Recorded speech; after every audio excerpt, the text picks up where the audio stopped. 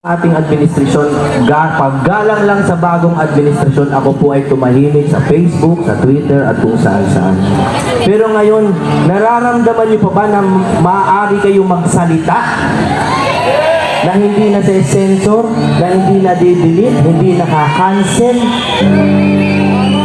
Ako po ay isang artist, kahit nag-abogado na ako, I am an artist at heart. Napakahalaga sa akin ng malayang pamamahayag. Ano na lang ang gagawin natin kung ang magiging kulay ng bayan natin ay kapag may nagsalita ng konting kritisismo lamang, buburahin ka ng lipunan. Pwede ba yun? Ito pong title ng kantang to ay Tunay na Laya. Huwag sana kayong makatulog. Pakinggan yung maigi at malalaman nyo na ito ay may kabuluhan pa rin hanggang ngayon.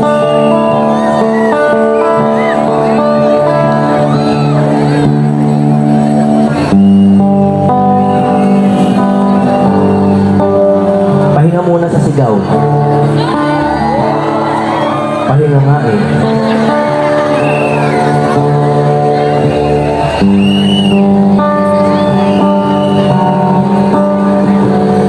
Kay tagal na natin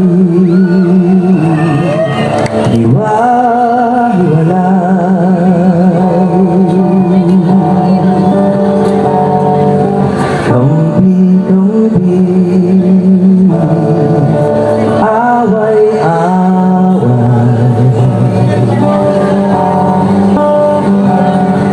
tingnan mong tunay ang buhay ng masa, malayo pa sa malaya.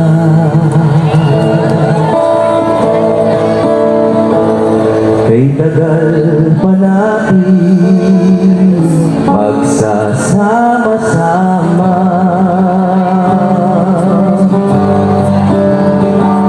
simula pa lamang, kumbaga sa drama.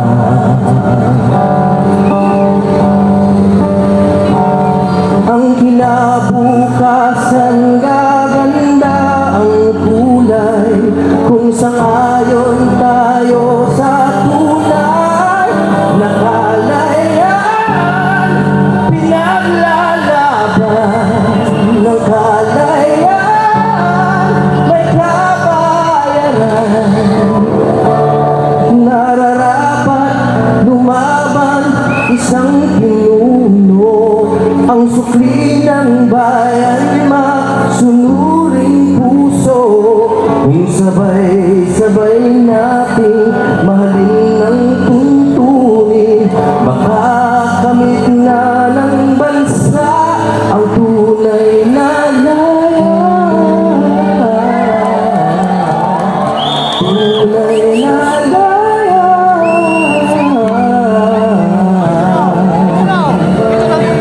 Malaya.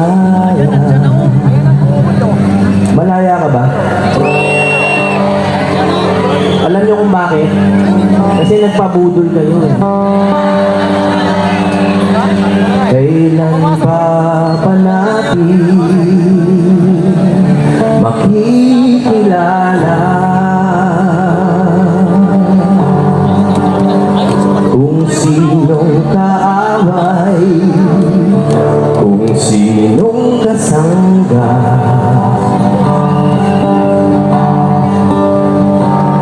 Sama-sama sino ang mag-aadya, patago na tayong dinaya.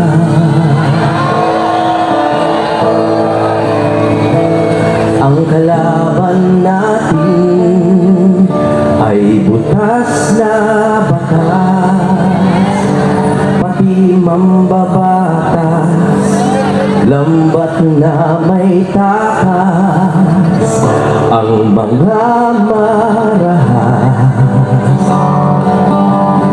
Tanong, kung nagdurusa ang mabubuting tao, ito ba ang tinatawag nyo na kalayaan, pinaglalaban ang kalayaan?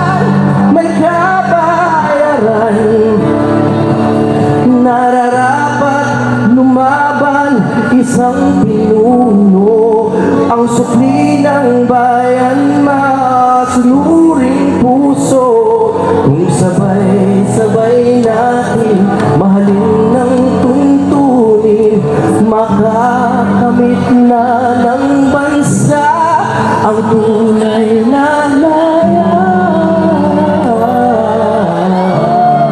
Tunay na laya.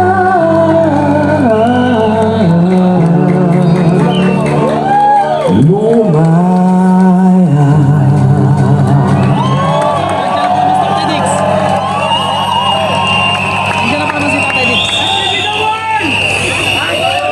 Alam nyo, hindi ko kayang hindi maiyak dahil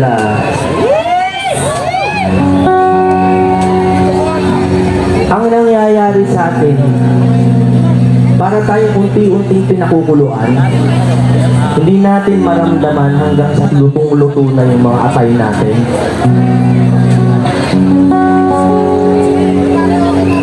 Ang kantang ito ay para po sa isang tao na hindi naman ako malapit na malapit, pero malapit po ang paniniwala ko sa kanya. Para sa akin po, noong araw, merong mga dugong bughaw, yung mga matataas sa atin, no, mga ilustrado. Nung dumating ho si Pangulong Duterte, parang nagkaroon ng bagong dugong bughaw. Naunawaan nyo, di ba? Kung ano yung sinasabi ko, nagkaroon ng bagong dugong bughaw na yung hari, hindi na yung mayayaman, kundi yung talagang representante ng taong bayan.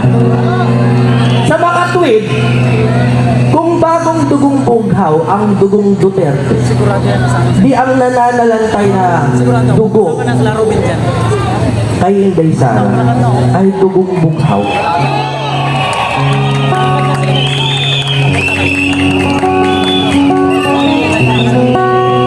Kailangan talaga pinapalit-palitan ng dugo ay parang transfusion.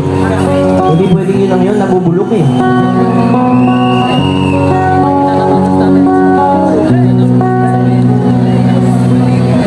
Ginawa ko to para tumakbo si Inday Sara. Kahit hindi po siya tumakbo nun, ito'y para udlukin sana siya tumakbo. Nagsimula na ang pagbabagong hinihintay, natutuhanan na ang naghaharing salaysay, hininto ang kasaysayang mahal ka, na ibalik ng tunay na mandirigma. Bagong dugo ang dumadalay sa bayan, walang bahid ng luma na kaharian. Merong pangako sa iyong dugong bughaw, walang ibang magtutulay kundi ikaw. Mahal ka, Inday, ikaw ang may taglay, ikaw lang ang tulay. Mahal ka, Inday, lahat sinisigaw, bagong dugong bughaw, mula sa agila, ngayon ka.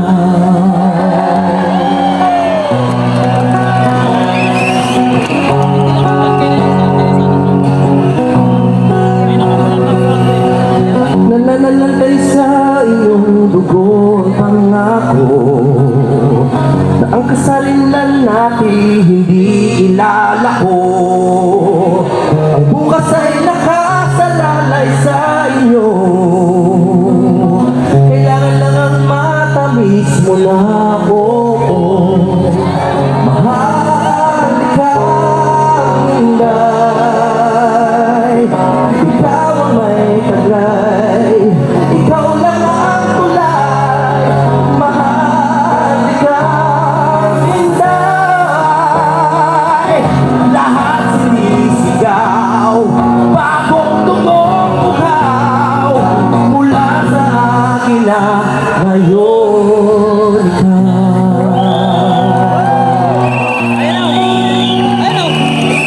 Mula sa akin na sana ikaw.